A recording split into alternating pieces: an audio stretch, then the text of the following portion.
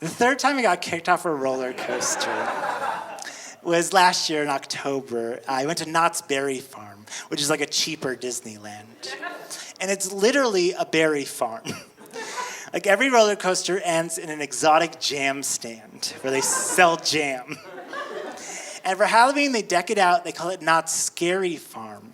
And it's really cool. There's like costume and candles and ghouls. And there's people with chainsaws chasing you, like, buy my jam. Like,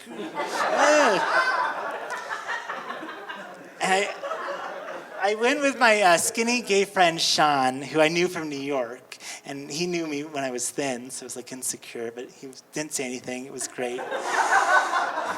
And we went on a roller coaster. It's one of those hanging roller coasters where I sit down and I try to buckle my seatbelt. And it won't buckle. And I'm like, oh no, it's happening again. Okay, stay calm. Maybe I grabbed the wrong seatbelt, you know? And no, it's the right seatbelt. Okay.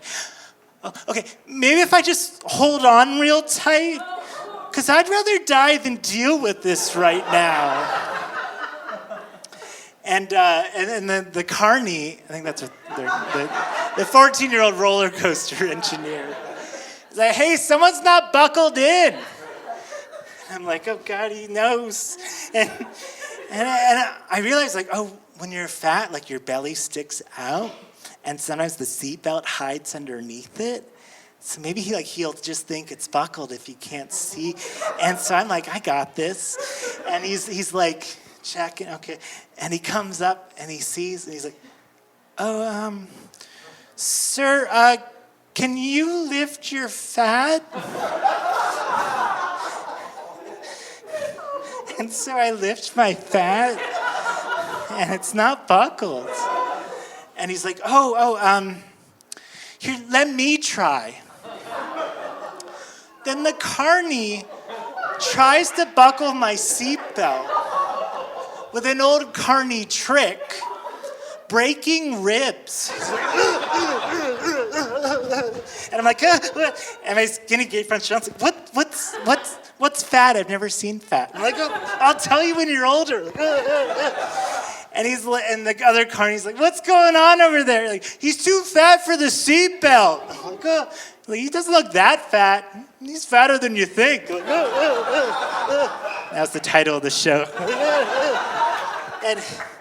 And I said, like, no, don't forget it. I don't want to ride the ride. I'm afraid of heights. I forgot. I'm afraid of heights. So I get off the ride. And I'm on the wrong side of the platform.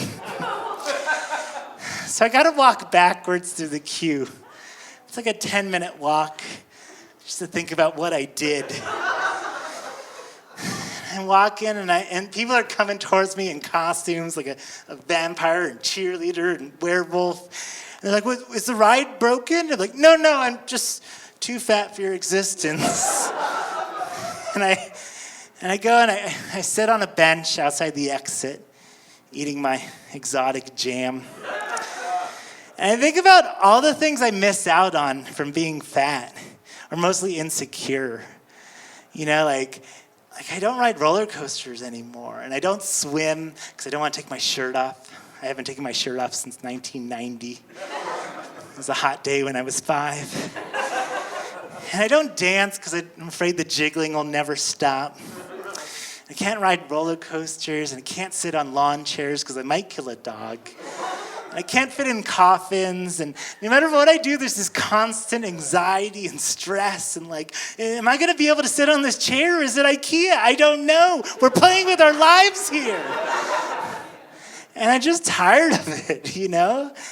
And I feel like I'm ready to I want to lose weight, and I want to get healthy, but I just don't want to deal with it anymore, you know? I want to start living life. They say life is like a roller coaster.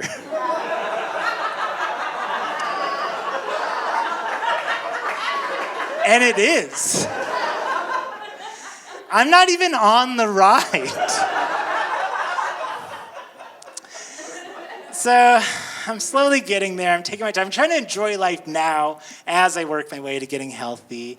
I started exercising again. I got a Fitbit, and I was reaching for a cupcake, and I stepped, and when I grabbed the cupcake, it beeped.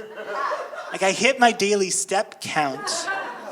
If I knew there was a cupcake at the end of this walk, I would have done it 10 years ago. They should put that on the box.